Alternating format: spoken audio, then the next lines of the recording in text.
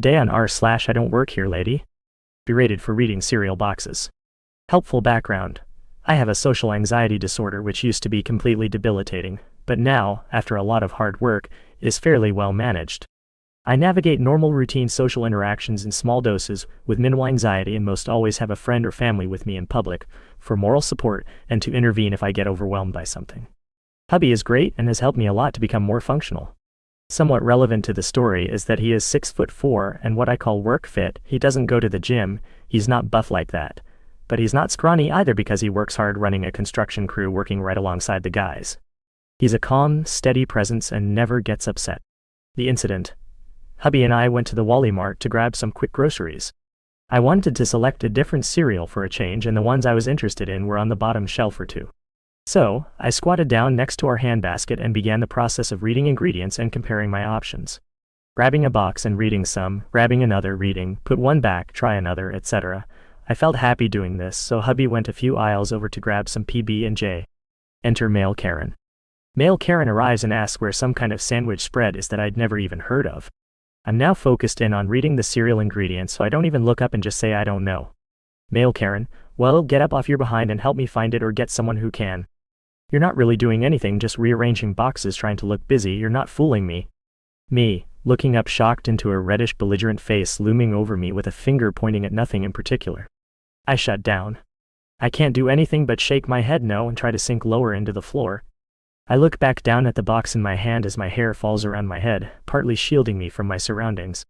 Male Karen pushes my basket away from me into the middle of the aisle with his foot, and begins berating me and all the lazy good-for-nothing workers of his imagination for not rushing to his service.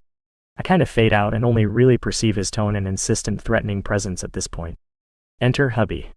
I'm brought back to reality by the familiar presence of hubby as he plants one foot at my side between me and Male Karen, the other just at my back, and one hand gently on my head. Then he utters only 4 words in a tone I have never heard him use before, a couple of notches lower than his usually quiet manner, each word spaced out like it was its own sentence. You will leave Tala now. I felt a danger chill go down my spine. Silence. I look up through my hair to see Redface has gone completely pale, eyes wide, mouth silently opening and closing like a fish chasing an elusive, invisible morsel. Suddenly, Male Karen turns and half walks, half jogs around the corner toward the front of the store with an odd shuffling gait, his head tucked toward his shoulders as though imitating a turtle. Hubby helps me up and makes sure I'm okay. I decide I need to go home, so we head quickly to the exit. Male Karen is nowhere to be seen. Guess he didn't need that sandwich stuff so badly after all. For our next story. I don't work here, you just said so yourself. Why would I do your job for you? This story usually comes up when reminiscing about retail horror stories, but I still can't believe the audacity when I think back on it. In 2011, I worked 2 PT retail jobs, a department store and an upscale clothing store. I accepted an offer for my first full-time 9-to-5, so I had to pick which retail job to leave. I split my schedule essentially by being available to the clothing store Sunday to Wednesday, and the department store Thursday to Saturday. Originally, I had intended to quit the department store because I figured I could use the discount on workwear from the clothing store, but changed my decision based on several shifts with the new merchandising manager at the clothing store. She was fresh out of school and had been trying to throw her weight around to show everyone who was boss, and the other job folks were all generally nicer. I planned to start the new job on a day that would not affect my scheduled shifts or overlap with my already established availability for the clothing store. I popped into the store to give my notice. The general manager wasn't in. The truly awful merchandising manager was Maud, so that's who I spoke with. I don't recall how my new job start date came up, but the gist from the Maud was that since even though I was not scheduled the last 3 to 4 days of the second week, because I never was, they were unavailable days for me in their system due to my other PT job. By starting my new job during that time, I was not giving them a full 2 weeks notice, because what if someone needed me to cover for them? Our conversation went something like, Me, hi, this is my 2 weeks notice. I plan on working my assigned shifts for the next 2 weeks. It's been great, so sad to leave. Maud, will you be available all other days if someone needs a shift covered? Me, on days I'm usually available to y'all, yes. On days I work my other PT job, it depends on if I have a shift that conflicts, and I will only be available after 5 next Thursday and Friday. Look, I was young and honest, I should have just said yes and refused any shifts that conflicted. I'm older and wiser now.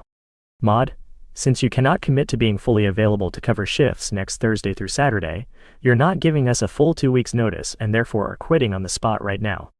Me. Even if I was not quitting this job, I couldn't fully commit to work those days, because those are department stores' availability days. Just like the rest of the week, I can't fully commit to them because those are for y'all. Maud, we need to know that you're available if someone needs you to cover their shift. Me. Again, I'm happy to be available for that. If there's not a conflict with another job, which is exactly as it has been the whole time I've been employed here. If I am not scheduled at the department store, I am happy to cover shifts here. If I already have a shift that conflicts with the coverage request, I have to decline. Maud, doesn't matter. Give us a full 2 weeks of availability or you don't work here anymore. Me. Okay, cool, bye. Here's the thing, it's real nice for coworkers if you can cover their shifts, and I was totally willing to cover shifts if I could during that last 2 weeks, but it is not required. We were only expected to be there for scheduled shifts. And I'm sorry, but the made-up scenario where they might suddenly need me to be in a million times a week? I kept 2 PT jobs because I was terrible at selling credit cards at both, and that's how they picked who got more than a shift or 2 a week. So I'm walking outside back to my car, completely unbothered because, yeah, those shifts would be nice to have kept. But I was not about to put off a full-time job with benefits because a shitty PT1 is making a sad face at me and expecting a degree of loyalty that is simply unearned. And I realize this manager is running down the sidewalk calling after me. Maud, you need to come back in here and start calling other employees to find coverage for your scheduled shifts. Me, you literally just told me I don't work here anymore. Maud, but you still have to get your shifts covered.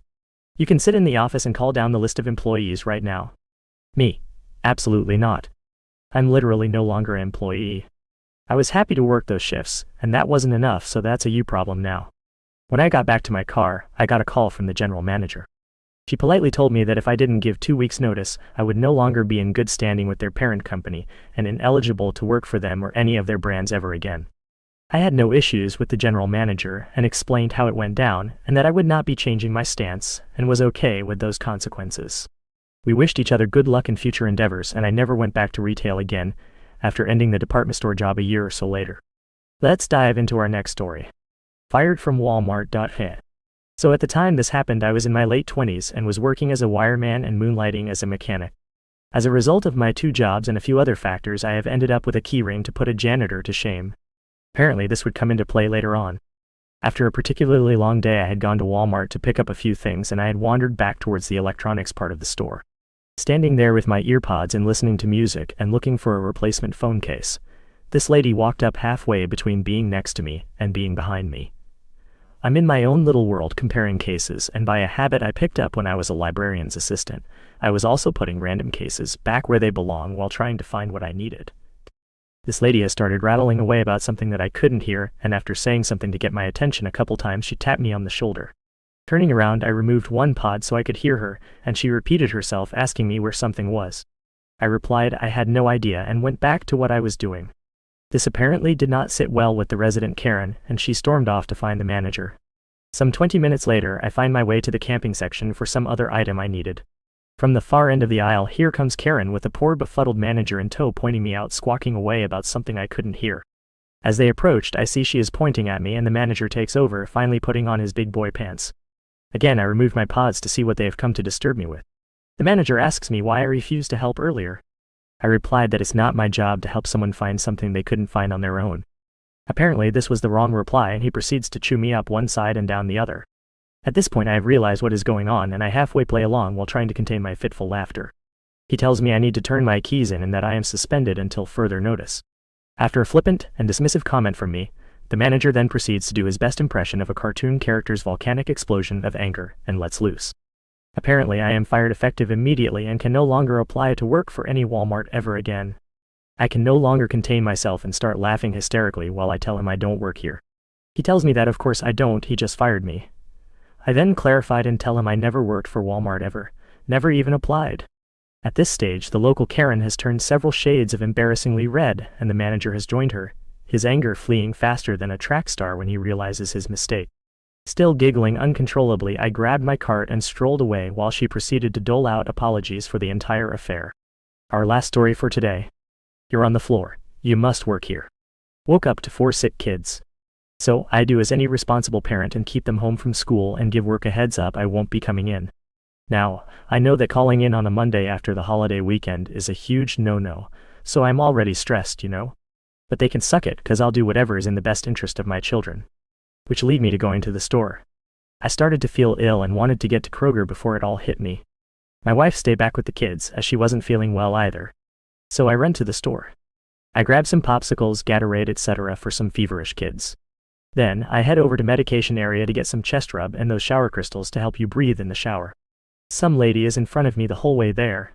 She is knocking stuff off the shelves and then stopping everyone because you can't get around her while she picks it up.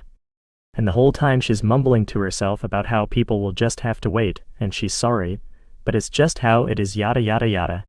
I decide to go the opposite way around the store to avoid her. I found what I needed on the bottom shelf. I'm really tall. I don't like to bend all the way down there. I take a knee. I'm looking and comparing prices when I hear, "Where is?" I ignore it as background noise, but then this lady, the same one inconveniencing everyone from earlier, gets right up close to me. And then she has the audacity to say, "You're on the floor, you must work here." "Where is?" Blah blah blah is all I heard after that. So I grabbed the things I wanted and she asked again, "Do you know where?" And I stood up, looked her dead in the eyes, and as firm as possible without being rude, said, "No, whoa." I didn't offer any follow-up after my one-word answer. I thought that should have been efficient to get the point across. But it wasn't enough for this lady. She went on to insist I work there and should know where the thing is. That's when I turned on aggravated beyond all recognition parenting mode. And I realized at this point, this lady would just not get it. So I leaned down and I looked her in the eyes again and said, "What makes you think I work here? Do I have a name tag? Do I have a uniform? Did I answer your questions and offer any help?" And then she says she didn't mean to insult me. So I told her she's very insulting and I don't even work here. Imagine how insulted the actual employees would feel to be approached like that. And then I walked away. And those are all the stories we have for today. See you tomorrow.